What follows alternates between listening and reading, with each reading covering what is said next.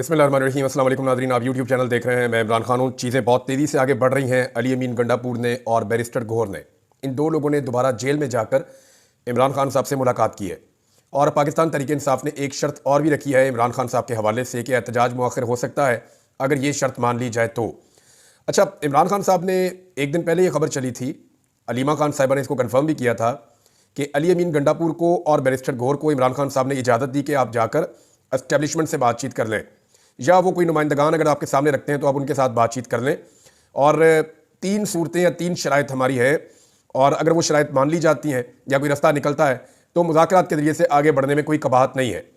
3 शराइत जो इमरान खान साहब ने दिए उनमें एक तो ये कि उनका मैंडेट वापस किया जाए। दूसरी शर्त उनकी ये है कि जो अदलिया के साथ किया गया 26वीं आईनी तरमीम में उसे वापस किया जाए। तीसरी, जितने भी बेगुनाह कैदी हैं उन सबको रिहा किया जाए जिन्हें सियासी तौर पर निशाना बनाया जा रहा है। अब अली अमीन गंडापुर और बैरिस्टर गौहर जब इस मरतबा गए थे मुलाकात करने के लिए, तो याद रहे कि इससे पहले जब वो मुलाकात करने जाते थे तो मुलाकातें नहीं करवाई जाती थी। ये थोड़े दिन पहले की बात है, जब अली अमीन गंडापुर साहब इमरान खान साहब से मिलना चाह रहे थे तो बाकायदा उन्हें हाई कोर्ट से रुजू करना पड़ा। अदालत से परमिशन लेकर उन्होंने जाकर इमरान खान साहब से मुलाकात की थी। वैसे मुलाकात हो ही नहीं रही थी, लेकिन अब ऐसा हो रहा है कि 2 दिनों में 2 लगातार मुलाकातें करवाई गई हैं और मुलाकातों का टाइम भी नहीं देखा गया। ये भी नहीं देखा गया कि आज मुलाकात का दिन है या नहीं है, और ये भी नहीं देखा गया कि मुलाकात कितनी देर तक होती है, यानी किसी किस्म की रुकावट नहीं थी। तो मतलब ये है कि वाकई में एस्टेब्लिशमेंट ने अली अमीन गंडापुर को एंगेज किया है और वो गंडापुर के जरिए से इस एहतजाज को ख़त्म करवाना चाहते हैं। इमरान खान साहब तक जब कुछ चीज़ें पहुँचाई गई, यानी जो ऑफर्स आई थी वो इमरान खान साहब को दी गई, जनाब ये चीज़ें हो जाएंगी, तो जो मेरी इत्तला है उसके मुताबिक तो ये है कि इमरान खान साहब ने जो डेडलाइन है उसको बढ़ाने से इनकार कर दिया है। लेकिन ट्रस्ट का एक डेफिसिट है ना। इमरान खान साहब से बहुत दफ़ा पहले वादे किए गए लेकिन सारे वादे तोड़ दिए गए। जनरल बाजवा के दौर से यह सिलसिला शुरू हुआ है कि अभी इलेक्शन हो जाएगा, अगले महीने इलेक्शन हो जाएगा, हम ये करवा देंगे, ये ना करें, ये करवा देंगे, वो ना करें, यहाँ से वापस चले जाएं, हम ये वाली बात मान लेंगे। लेकिन इमरान खान साहब को पाकिस्तान के सिस्टम ने बार बार धोखा दिया, और इतनी बार धोखा दिया है कि अब इमरान खान साहब कहते हैं जी पहले करो तो उसके बाद फिर देखते हैं। अभी वो अपनी कॉल एहतजाज की वापस नहीं ले रहे, और जुमेरात की रात तक की उन्होंने डेडलाइन दी हुई है इमरान खान साहब ने। अच्छा, ये मुज़ाकरात हो क्यों रहे हैं, ज़रा इसकी कुछ चीज़ें मैं आपको बता देता हूँ इनसाइडर कि ये चल क्या रहा है। देखिए, हमारे कुछ दोस्त हैं, उन्होंने इसके ऊपर अपनी राय भी दी है। पाकिस्तान तहरीक इंसाफ के लोग भी कह रहे हैं, कुछ जो इंडिपेंडेंट मीडिया वो भी कह रहा है कि मुज़ाकरात की बातचीत चल रही है। अच्छा, ये क्यों शुरू हुई और क्यों चल रही है? कुछ फैक्टर्स हैं जिनकी वजह से ये मुज़ाकरात हो रहे हैं, कुछ पैगाम रसानियाँ हो रही हैं, और इनकी वजूहात हम देख लेते हैं। कुछ मुज़ाकरात जो है वो बैकडोर चैनल के जरिए से हो रहे हैं, और कुछ मुज़ाकरात जो है वो बराह रास्त हो रहे हैं। जैसा कि अटॉर्नी जनरल है, वो सबको पता है एस्टेब्लिशमेंट का आदमी है, तो उसने कहना शुरू कर दिया कि हम तो सफ़ेद झंडा लेकर खड़े हैं, या हम तो बैकफुट पे जा रहे हैं, बाकी सबको भी चाहिए कि वो बैकफुट पे जाएं, तो आहिस्ता आहिस्ता रास्ता निकालें। तो रास्ता निकालने की बातें हो रही हैं। फैसल वाडा ने ये स्टेटमेंट दे दिया कि जी हम इस हुकूमत का बोझ और नहीं उठा सकते।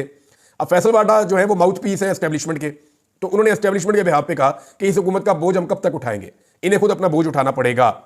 अब हो ये रहा है कि अब तक जितनी मार पड़ी पाकिस्तान तहरीक इंसाफ को, वो PMLN ने जब जब मारा, या पीपल्स पार्टी ने, वो एस्टेब्लिशमेंट के साथ मिलकर मारा है।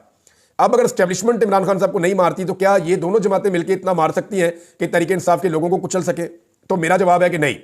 अगर एस्टेब्लिशमेंट साथ ना दे तो ये वो सारा कुछ नहीं कर पाएंगे, क्योंकि देखें, एस्टेब्लिशमेंट के कहने पर पुलिस एक सर्टन लिमिट क्रॉस कर जाती है। उन्हें पता है बंदे भी मार दिए तो कोई गल नहीं, उन्हें पता है कि कितनी भी ज्यादती हमने कर दी, एस्टेब्लिशमेंट हमारे साथ है तो हमें कोई कुछ नहीं कहेगा।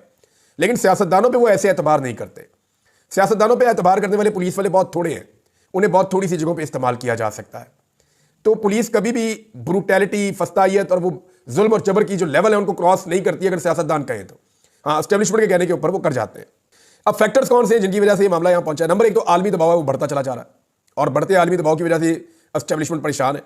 यानी मैं आपको बता रहा था ना कि कनाडा से मजीद अभी 5 पटिशन आएंगी, तो उनमें से 2 जो है वो बिल्ड आ गए हैं, और उनकी तफसीलात जो है वो अब हर तरफ आ गई है। मैं उसकी मजीद तफसील आपको क्या बताऊँ, लेकिन इसमें एक अली साहब हैं उन्होंने, और एक ताबिश साहब है गालिबन उनका नाम है, और 2-3 और लोग हैं, इन्होंने बड़ा किरदार अदा किया है। और लगातार ये बरतानिया के अंदर जो ओवरसीज़ पाकिस्तानी है, बरतानिया में भी और कनाडा में भी, इवन अमेरिका में भी, बल्कि अब तो हर मुल्क के अंदर, ये भी मैं आपको एक तफसील बताऊंगा, एक बहुत बड़ी खबर आई है मेरे पास।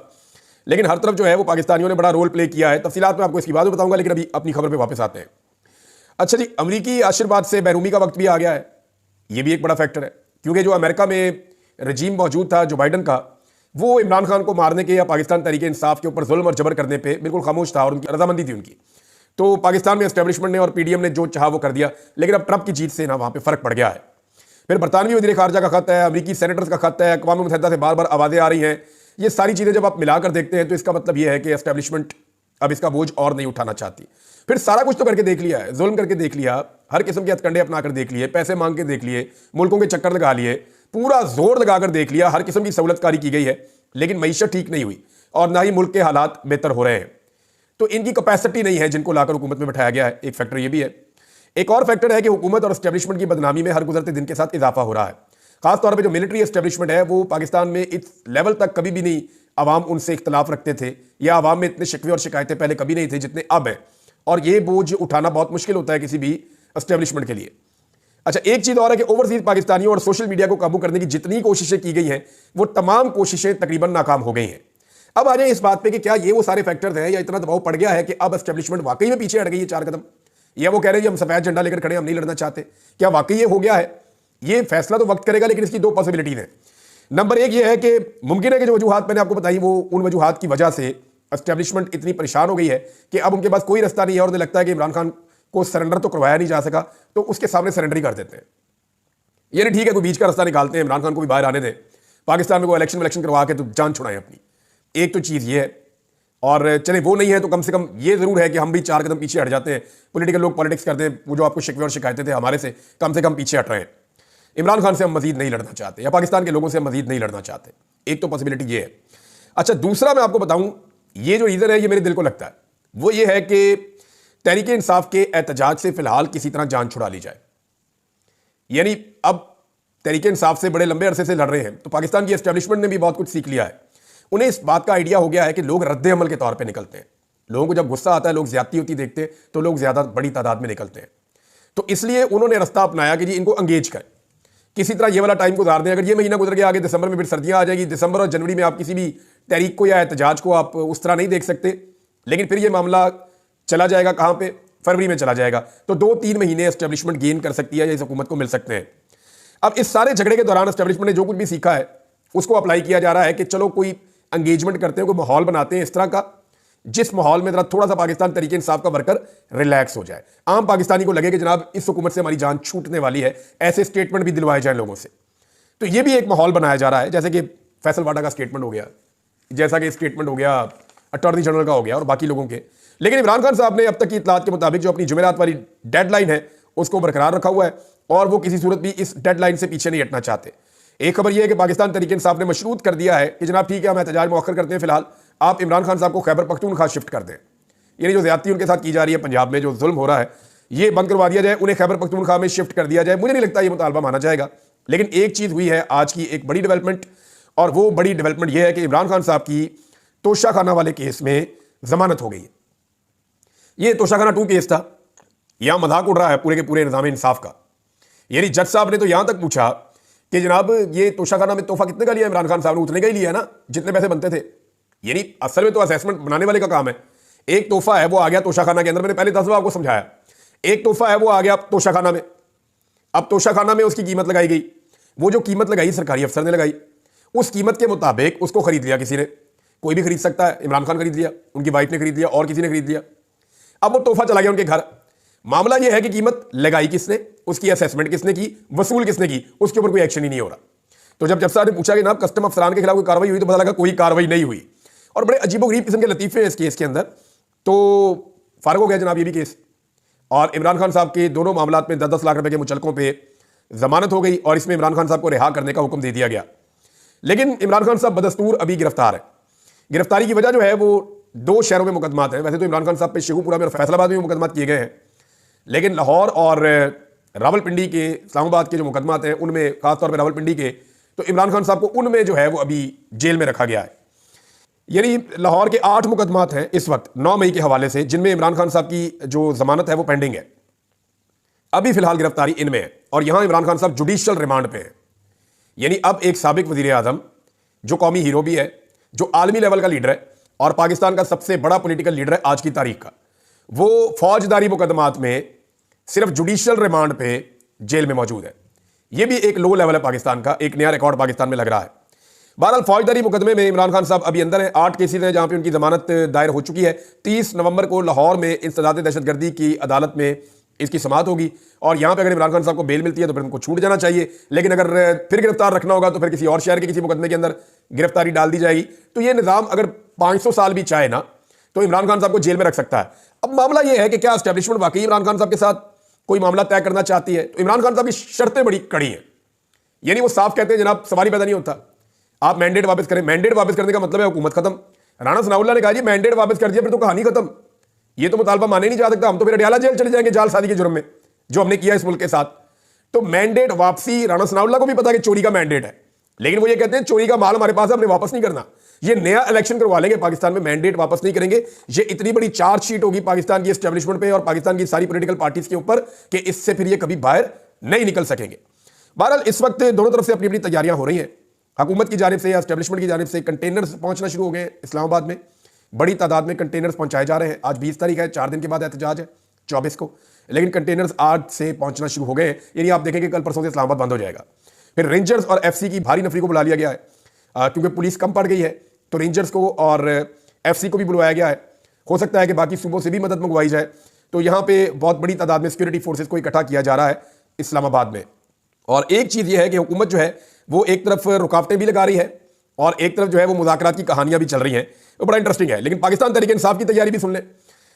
मुख्तलिफ जर्नलिस्ट हैं, उन्होंने मेरे से बात की, उन्होंने बताया, और कुछ जो लोकल्स हैं इस्लामाबाद रावलपिंडी के, उन्होंने ये क्लेम किया कि बहुत सारे जो पाकिस्तान तहरीक इंसाफ के दरीना कारकुन हैं या आम शहरी हैं जो इस वक्त इमरान खान साहब के नज़रिए के साथ खड़े हैं, वो बहुत बड़ी तादाद में, हज़ारों की तादाद में लोग इस्लामाबाद और रावलपिंडी में मौजूद हैं। और वो गुज़िश्ता चंद दिनों से अपने अपने रिश्तेदारों के आसपास घरों में इधर उधर जानने वालों के वो आ गए हैं। और वो यहाँ पे इसलिए रुके हुए हैं कि ये ऐसा मौका है कि इमरान खान साहब ने कॉल दी हुई है और रावलपिंडी और इस्लामाबाद के रास्ते खोलने हैं 24 तारीख को, ताकि सारे पाकिस्तानी वहाँ पे पहुँच सके। तो एक तरफ पाकिस्तान तहरीक इंसाफ की ये तैयारी भी रिपोर्ट हो रही है। अब दोनों तरफ की रिपोर्टें आती हैं, हम आपको बता देते हैं। एक और बहुत बड़ी खबर है, बीच में आपको बता दूं, बड़ी अच्छी और मुबारक खबर है हमारे लिए, लेकिन बड़ी ज्यादती हुई है और यह मकबूल जान साहब के साथ लगातार उनके साथ ज्यादती की गई है। पहले उन्हें उठाकर ले गए थे, 3 दिन तक उनको टॉर्चर का निशाना बनाया। मैंने अपने कानों से सुना जब और यह मकबूल जान साहब के ऊपर टॉर्चर हुआ था, क्योंकि मुझे भी वहीं रखा गया था। और यह साहब की तबीयत और हालत बहुत खराब हो गई थी। जब मैं छूट कर आया उस कैद से लगभग 4.5 महीने के बाद, तो मैंने और यह मकबूल जान साहब को बताया था कि सर मैं वहाँ था जहाँ पे आपके ऊपर टॉर्चर किया जा रहा था। तो अंदाजा कीजिए कि 70 साल से ज़्यादा उम्र के आदमी के ऊपर वहाँ पे टॉर्चर किया गया था एजेंसियों की तहवील में। बहरहाल अभी भी तकरीबन 2 महीने से ज़्यादा हो गए और यह मकबूल जान साहब को बंद किया हुआ था जेल में। मियाँ अली अशफाक साहब का बहुत शुक्रिया, अजहर सिद्दीक साहब का बहुत शुक्रिया, बाकी जितने दोस्त हैं आप जिन्होंने इस लीगल मैटर को देखा सबका बहुत शुक्रिया। तमाम हमारे जो कोर्ट रिपोर्टर्स हैं वो रोजाना जाते रहे वहाँ पे रिपोर्ट करते रहे, उन सबका बहुत शुक्रिया। तमाम लोग जिन्होंने आवाज़ उठाई और यह मकबूल जान साहब के हक में, उन सबका बहुत शुक्रिया। उम्मीद करता हूँ कि दोबारा उनको विक्टिमाइज नहीं किया जाएगा और यह मकबूल जान साहब की जमानत हो गई, अच्छी खबर है। अब पाकिस्तान तहरीक इंसाफ ने जो एहतजाज है ना, ये सिर्फ पाकिस्तान के अंदर नहीं कर रही। सबसे बड़ा जो हुकूमत के लिए और एस्टेब्लिशमेंट के लिए प्रॉब्लम आ रहा है, ये एहतजाज अभी तक जो अनाउंस हुए हैं 31 मजीद जगहों पे भी हो रहा है पूरी दुनिया में। इतने बड़े स्केल का एहतजाज आज से पहले कभी नहीं हुआ। हाँ, ये होता था 2 शहर, 5 शहर, 6 शहर, 1 शहर, और कोई और पॉलिटिकल पार्टी ऐसा कर भी नहीं सकती। मैं चैलेंज करता हूं पाकिस्तान की एस्टेब्लिशमेंट ये करना चाहे, इस वक्त वो भी नहीं कर सकती कि पूरी दुनिया के अंदर एहतजाज करे। लेकिन पूरे वेस्टर्न वर्ल्ड के अंदर यह एहतजाज होने जा रहा है और पाकिस्तानी बड़ी तादाद में इसमें शिरकत करेंगे। चंद जगहों के नाम भी मैं आपको बता देता हूं। बरतानिया में 10 डाउनिंग स्ट्रीट पे एहतजाज होने जा रहा है 24 नवंबर को। अमेरिका में 7 रियासतों में 7 मुख्तलिफ शहरों में एहतजाज होने जा रहा है। न्यूयॉर्क में, वाशिंगटन में, लॉस एंजलिस में, सैन डिएगो में, टेक्सास में, बोस्टन में, फिर डबलिन में एहतजाज होने जा रहा है। कनाडा में 2 शहरों में एहतजाज होने जा रहा है। इटली के 2 शहरों में एहतजाज होने जा रहा है। नॉर्वे के 2 शहरों में एहतजाज होने जा रहा है। ओस्लो में बहुत बड़ा एहतजाज प्लान किया है। वहां के पाकिस्तानियों ने, एक डॉक्टर साहब है, उन्होंने राब्ता भी किया। उन्होंने बताया जी कि हम शानदार एहतजाज करेंगे और चाहते हैं सारे पाकिस्तानी उसके अंदर शिरकत करें। ऑस्ट्रेलिया के 5 शहरों में एहतजाज होने जा रहा है। न्यूजीलैंड में एहतजाज होगा। ब्रिसल्स में एहतजाज का अनाउंसमेंट किया ओवरसीज पाकिस्तानियों ने। डेनमार्क में एहतजाज किया जा रहा है। स्पेन में, हॉलैंड में, जापान के अंदर एहतजाज होने जा रहा है। जर्मनी में एहतजाज करेंगे पाकिस्तानी। फ्रांस में एहतजाज करेंगे। यूनान में, स्विट्जरलैंड में, जहां ये भी इलाज करवाने के लिए भी गए हुए थे। साउथ कोरिया में भी एहतजाज होगा। अभी ये जगह फाइनल हो चुकी हैं। यहां पे ओवरसीज पाकिस्तानी फुल तैयारियां कर रहे हैं। इस स्केल के ऊपर कोई एहतजाज नहीं कर सकता जिस स्केल के ऊपर इमरान खान ने सिर्फ जेल से कॉल दी है और पूरी दुनिया के अंदर एहतजाज हो रहा है। दुनिया का कोई लीडर ये करके दिखा दे। अमेरिकी सदर ये करके दिखा देगा मैं सारी दुनिया के मुल्कों के अंदर एहतजाज की कॉल दे रहा हूं, सारे अमेरिकन निकलो और वहां पे एहतजाज करो। अमेरिकन सदर भी नहीं कर सकता। ये पाकिस्तान का एक साबिक वजीर आजम जेल में बंद है, उसने कॉल दी, जेल से पैगाम आया, सारी दुनिया के अंदर एहतजाज की कॉल हो गई और पाकिस्तानी वहां धड़ाधड़ तैयारियां कर रहे हैं। तो जनाब ये इस वक्त सिचुएशन है एहतजाज की, पाकिस्तान तहरीक इंसाफ की अनाउंसमेंट की। ये चीजें मैंने आपके साथ शेयर कर ली है, कुछ और खबरें भी आ रही हैं, लेकिन वो चीजें आपके साथ मैं बाद में शेयर करूंगा। अब तक के लिए इतने, अपना ख्याल रखिएगा, अपने इस चैनल का भी। अल्लाह हाफिज।